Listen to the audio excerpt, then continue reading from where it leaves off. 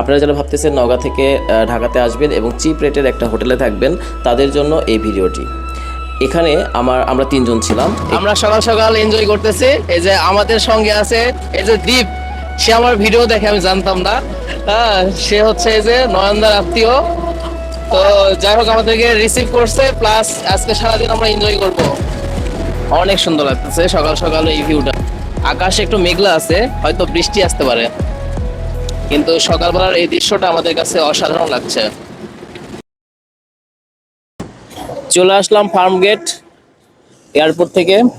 এখন আমরা হোটেলে উঠব, তারপর ফ্রেশ হব।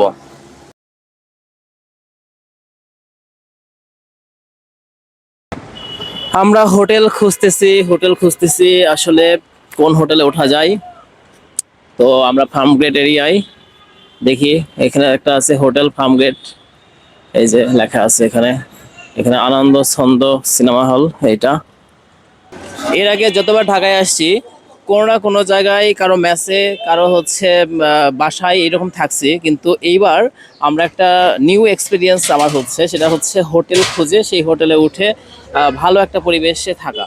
তো আমরা সেই হোটেল খোঁজার উদ্দেশ্যে বের হয়েছি এই যে ফার্মগেট এরিয়াতে। এখানে কয়েকটা হোটেল দেখলাম, আমরা চাচ্ছি ভালো একটা পরিবেশ, পরিচ্ছন্ন পরিবেশ। তো সেটা আমরা পাই কিনা দেখি এবং আপনাদেরকে দেখাবো, সঙ্গে থাকবেন। হোটেল সম্রাট, আমরা এটা দেখি কি অবস্থা।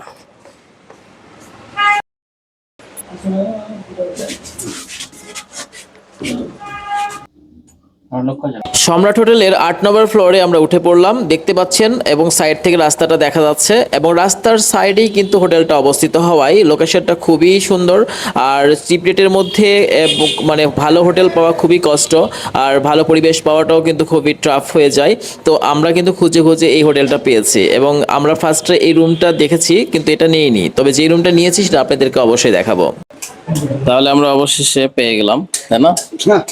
আচ্ছা, সার্ভিস ভালো হলে অবশ্যই আপনাদেরকে জানাবো, আপনারা আসবেন তখন সম্রাট হোটেলে। আমরা একটা রাত যেই হোটেলে ছিলাম সেটা আপনাদেরকে দেখাচ্ছি, এখানকার পরিবেশটা। আপনারা যারা ভাবতেছেন নওগাঁ থেকে ঢাকাতে আসবেন এবং চিপ রেটের একটা হোটেলে থাকবেন, তাদের জন্য এই ভিডিওটি। এখানে আমরা তিনজন ছিলাম। এখানে দেখেন, আপনাদেরকে দেখাই বাথরুমের কন্ডিশনটা দেখতে পাচ্ছেন। বাথরুমটা কিন্তু বলা যায় যে খুবই ভালো ছিল এবং কোনো ধরনের ত্রুটি ছিল না। দেখতে পাচ্ছেন একদম নতুন টাইলস করা। তারপরে এখানে ছিল হচ্ছে একটা উইন্ডো, যেটা দিয়ে আপনারা বাইরের দৃশ্য দেখতে পাবেন। আর এইখানে এই যে পরিবেশ, দুইটা বেড ছিল, এরকম দুইটা বেড, এবং এখানে একটা এলইডি টিভি ছিল। আর এখানে এই রুমের কন্ডিশনটা হচ্ছে পুরোটাই টাইলস করা, মেঝে টাইলসের, কোনো সমস্যাই আমাদের হয়নি। উপরে জাস্ট একটা ফ্যান ছিল। আপনারাই বলেন এই রুমের ভাড়াটা কত হতে পারে? তো আমরা তিনজন ছিলাম এক রাত। তো এখন আমরা বের হয়ে যাচ্ছি। তো যাই হোক, আপনারা কমেন্টে জানান দেখি কত হয় এটার প্রাইস। আমি বলে দিচ্ছি, এটার প্রাইস হচ্ছে মাত্র 1000 টাকা। এই 1000 টাকা দিয়ে আমরা এই সুন্দর একটা ছোট্ট রুমে ছিলাম, যেটা বাথরুম থেকে শুরু করে দুইটা বিছানা ছিল, খুবই সুন্দর, এক রাত থাকার জন্য খুবই ভালো ছিল। তো যাই হোক, আমরা এখন এখান থেকে বের হচ্ছি। সবাই ভালো থাকবেন আর কমেন্টে জানাবেন, ঠিক আছে? এটা ছিল ফার্মগেট এরিয়ায় এই হোটেলটার অবস্থান ছিল। আমরা সকাল সকাল ফ্রেশ হয়ে গেলাম, একদম চকচকে লাগতেছে, তাই না? আসলেই। আর আমরা যে হোটেলটাতে উঠছি এটা আসলে চকচকে একটা হোটেল, মানে আমাদের রুমটা বিশেষ করে অনেক ভালো হয়েছে। এই যে আমরা এখন নাস্তা করার জন্য যাব স্টার হোটেলে। দেখেন, আপনি দেখেন, 1000 টাকায় এই রুমটা পাইছেন, 8 তলার উপরে, লিফট আছে, কোনো সমস্যা নাই, এবং খুব ভালো একটা এরিয়া, ফার্মগেট এরিয়া। অনেক সুন্দর, কিন্তু আমরা ছিলাম।